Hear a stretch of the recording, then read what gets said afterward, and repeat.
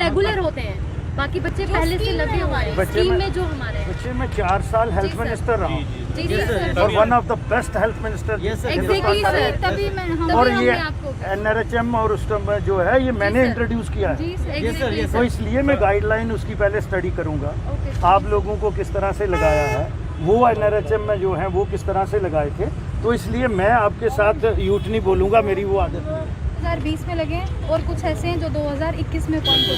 1 महीना हुआ अभी। सर एज एक पहले सर मुझे इसमें जो है काफ़ी ज़्यादा स्टाफ लगा है, वो रिसर्च साइंटिस्ट भी हैं, मेडिकल लैब टेक्नीशियंस भी हैं, कुछ डाटा एंट्री ऑपरेटर्स हैं, कुछ नर्सेस हैं, बहुत ज़्यादा पैरामेडिकल ये स्टाफ कोविड में लगाया था आपको? कोविड में लगाया सर, इमरजेंसी स्कीम रिस्पांस जो इनकी स्कीम है उसके तहत हमें लगाया गया था। लाइफ को रिस्क में रख के जब लगाया है जी सर, तो आपका ऑर्डर क्या स्पीक करता है, जिस ऑर्डर पे आपने लिखा होगा ना? ऑर्डर पे जो एज पर द ऑर्डर उस पे लिखा हुआ है कि 3 months extendable up to 6 months, जबकि कुछ ऐसे बच्चे हैं जिनको अभी 1-2 महीना ही हुआ है, तो उनको उनके टाइम पीरियड से पहले ये लोग टर्मिनेट कर रहे हैं। और इनको जो पिछले साल से जो चलते आ रहे हैं उनको फिर कैसे 1 साल 1.5 साल हो गया काम करते हुए, नहीं, ऐसे अगर तो- ये स्कीम वो भी इमरजेंसी कोविड रिस्पांस में ही लगे हुए हैं, तो उनको कैसे इतना टाइम हो गया काम? सब्जेक्ट के बारे में जानकारी नहीं है, पहले मैं अथॉरिटी से इसके बारे में जान लूँगा और ऑर्डर भी आपका देखूँगा कि उस ऑर्डर के कंटेंट्स क्या है जब आपको एंगेज किया था, ठीक है ना? अगर उस पर टाइम पीरियड लिखा है तो फिर मेरी वो आदत नहीं है कि मैं आप लोगों को ये कहूँगा कि जब लिखा है कि प्योरली ऑन कॉन्ट्रैक्ट बेसिस और इतने देर कॉन्ट्रैक्ट बेसिस पे तो लिखा है, लेकिन सर इतना ज़्यादा मेडिकल स्टाफ हायर करके ये एकदम से ऐसे कैसे बोल सकते हैं? सर ये देश के बच्चों के भविष्य का सवाल है सर, हमारा फ्यूचर ही खराब करने की पहले भी तो चलो मुझे इसके बारे में जानकारी नहीं है। आप हमारा फ्यूचर देखिए सर, 1600 बंदा है, सबकी फैमिलीज हैं। भैया बात यह है कि ये हिंदुस्तान जो है वो एक सेट फ्रेमवर्क में there is a rule of law, उसमें चलता है, ठीक है ना? तो कुछ चीज़ें जो हैं आपकी जेन्युइन है। तो यहाँ तो फिर सर अभी थर्ड वेव आ गई, इन्होंने फिर 3 मंथ के लिए इन्होंने निकाल लेना है। हम क्वालिफाइड बच्चे हैं, जब कंट्रैक्ट की वर्ड कंट्रैक्ट आ गया, मुझे लगता है you are highly qualified than me, तो उसको हम अंडरस्टैंड करेंगे। मुझे पहले स्टडी कर लेने दो क्या है उसमें। सर हम नहीं रिक्वेस्ट कर रहे हैं सिर्फ सर हमारी हमारा सिर्फ अपील फ्यूचर है। को देखें। आप देख रहे हैं जेके चैनल और मैं हूं मोहिंदरजीत सिंह। कोरोना काल की बात करें तो सबसे बड़ा डर तब सामने आया था जब स्टाफ की कमी देखने को मिली थी। फिर एक उम्मीद जागी कि कैंडिडेट्स नहीं लगाए जाते हैं ताकि इस कोरोना काल में पेशेंट्स की ज़िंदगी बचाई जा सके। NHM में स्टाफ को रिक्रूट किया गया और उसके बाद आज 1600 से अधिक कैंडिडेट्स को, उस स्टाफ को वहाँ से निकाल दिया गया और रीज़न ये दिया गया है कि फ़ंड्स की कमी है। बात एक तरफ की जा रही है कि थर्ड वेव जो है वो आने वाली है, अगर थर्ड वेव आने वाली है तो स्टाफ की फिर ज़रूरत पड़ेगी, तो क्या फिर दोबारा से ये प्रोसेस स्टार्ट होगा? क्या कुछ मांगे लेके आज आप यहाँ पे आए?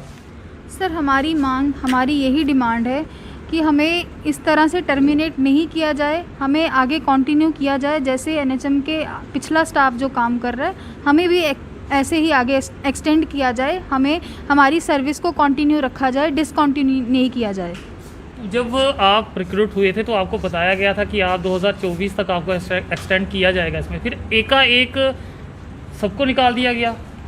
सर 2024 तक का ये जो ministry of health and family welfare का जो एक नोटिफिकेशन एक आया था, जब उसमें ये था कि जो ECRP है, इमरजेंसी रिस्पांस जो पैकेज है, उसके तहत जो फंड्स उनको रिलीज़ हुए हैं वो 2024 तक के, मार्च 2024 तक के फंड्स उनको रिलीज़ हुए हैं।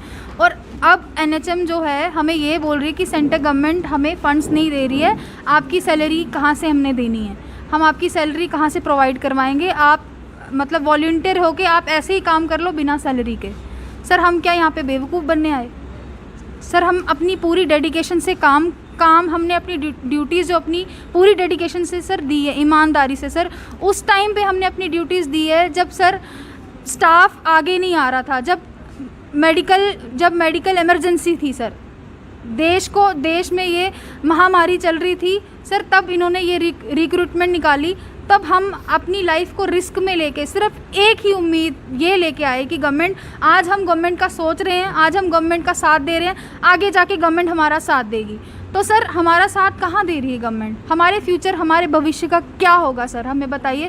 इतना पढ़ लिखने के बाद भी अगर हमें जॉब नहीं हासिल हो रही है, पहले तो ये परमानेंट जॉब निकालते नहीं हैं, निकालते भी हैं इतने सालों के बाद अगर निकलती भी है तो एक एक दो दो पोस्ट, और बच्चे लाखों की तादाद में सर बच्चे हैं, पढ़े लिखे, PhD holders, MSc PhD holder sir, इतने पढ़े लिखे वेल क्वालिफाइड बच्चे जो हैं वो देश में अनएम्प्लॉयड बैठे हुए हैं। पहले ही अनएम्प्लॉयमेंट इतनी थी सर, इन्होंने हमें एक उम्मीद हमारे में जगाई, एक एम्प्लॉयमेंट की उम्मीद जगाई, हम एम्प्लॉय हुए, उसके बाद सर फिर से हमें बेरोज़गार कर दिया गया। कोरोना काल की बात करें तो हर कोई डरता था, हॉस्पिटल का नाम लेते थे तो लोगों की धड़कनें तेज़ हो जाती थी, मगर उस समय आप अपने परिवार से होकर इस हॉस्पिटल में आते थे और डर हमेशा आपके साथ रहता था। तब आपने एनएचएम का दामन नहीं छोड़ा और लोगों की सेवा की। वर्कर्स के तौर पे हमें लिया गया। अब हमारा एक्सटेंशन से पहले ही टर्मिनेशन आ गया है। बिहाइंड दैट रीज़न है कि हमारे पास फंड्स नहीं है। अगर आप लोगों के पास फंड्स नहीं है तो ये जो नोटिस है ये क्या है? 2024 तक फंड्स आया हुआ है तो हमें अब रिप्लाई देते हैं हमारे पास फंड्स नहीं है, एट ए टाइम हमें टर्मिनेट कर देते हैं। 250 यूथ जम्मू प्रोविंस से एट ए टाइम टर्मिनेट हो जाता है। अनएम्प्लॉयमेंट इतनी ज़्यादा हो जाती है। टोटल 1600 बच्चा एम्प्लॉय जो था लास्ट टाइम 2020 से 21 तक हुआ है। 2020 में बात करें, कुछ ऐसे भी स्टाफ मेंबर्स हैं जिनको सैलरी पिछले 3-3 महीने से नहीं मिली। एग्जैक्टली पिछले साल जो बच्चे लगे हैं उनको अभी तक सैलरी नहीं मिल रही है।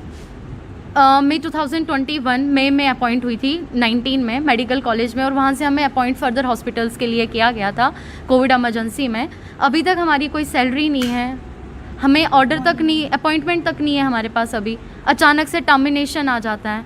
तो सर ये तो बहुत ज़्यादा दुखदेय है कि हमने देश का साथ दिया उस समय जिस समय कोई भी मतलब माँ बाप को भी बच्चे भूल चुके थे, डेड बॉडीज़ तक अपनी फैमिली के मेंबर्स नहीं लेते थे।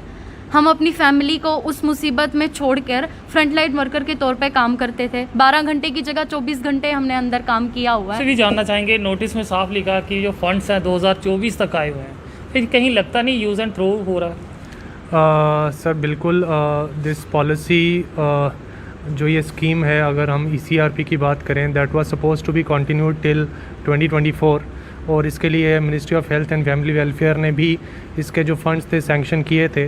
बट वी डोंट नो, क्योंकि एक तरफ WHO और ICMR और government of India itself says that third wave is on the rise, लेकिन उसी समय अगर आप इन एम्प्लॉइज़ को अगर आप एकदम से टर्मिनेशन ऑर्डर थमा देते हैं, जिनमें काफ़ी सारे ऐसे एम्प्लॉइज़ हैं जिनको अभी 1 ही महीना हुआ है अपॉइंट किए हुए, अगर आपने उनको इसी तरह से टर्मिनेट करना था इमीडिएटली, आपने उनको अपॉइंट क्यों किया?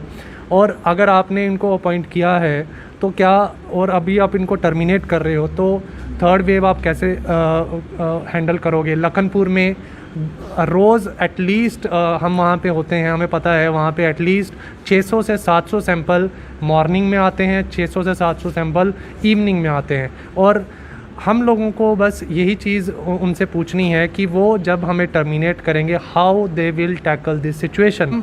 नो डाउट सर, हम यहाँ पे सर्विसेज फ्री में तो देंगे नहीं, वो तो सीधी सी बात है। हम कहीं ना कहीं अपनी फैमिलीज़ को भी सपोर्ट कर रहे हैं, कई लोगों की मैरिजेज़ हैं, कई लोगों के बच्चे हैं।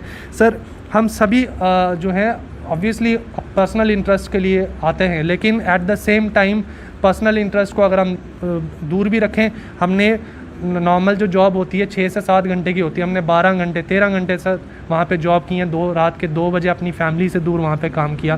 क्या गवर्नमेंट को इस समय हमें यूज़ एंड थ्रो करके पॉलिसी जो अपना रहे हैं अभी, क्या इससे ऑन द राइज जो है हमारा हेल्थ सेक्टर जो है वो डाउनफॉल में नहीं जाएगा? मैं यही चीज़ गवर्नमेंट ऑफ इंडिया से और गवर्नमेंट हमारी जो यूनियन टेरिटरी है उनसे पूछना चाहूँगा। अब आपका अगला स्टेप क्या रहेगा? सर हमारा अगला स्टेप तो अभी हम अपील कर रहे हैं, हमारे पास अभी कुछ दिन और हैं। अगर जो है गवर्नमेंट हमारी डिमांड्स को नहीं सुनती, हमारी रिक्वेस्ट को नहीं सुनती, कल को हम कोर्ट का दरवाज़ा भी बिल्कुल खटखटाएंगे। तो NHM का स्टाफ हमारे साथ मौजूद था, 1600 से अधिक स्टाफ के मेंबर्स को निकाला जा रहा है, तो काफ़ी ज़्यादा बड़ा मुद्दा इस समय का। आला अधिकारी, प्रशासन और हमारे ऑनरेबल मनोज सिन्हा जी अगर ये वीडियो देख रहे हो तो ज़रूर संज्ञान लीजिए, क्योंकि ये वही स्टाफ है जिसने कोरोना काल में कंधे से कंधा मिला के हर किसी की सहायता की, उस पेशेंट की सहायता की जिस काल में लोग अपने परिजनों का साथ छोड़ गए थे। उम्मीद करता हूँ इनके हक़ में भी आप सोचेंगे। फिलहाल देखते रहें JK चैनल। मुझे मोहिंदरजीत सिंह और मेरे कैमरा पर्सन सुरजीत कुमार को दीजिए इजाज़त। नमस्कार।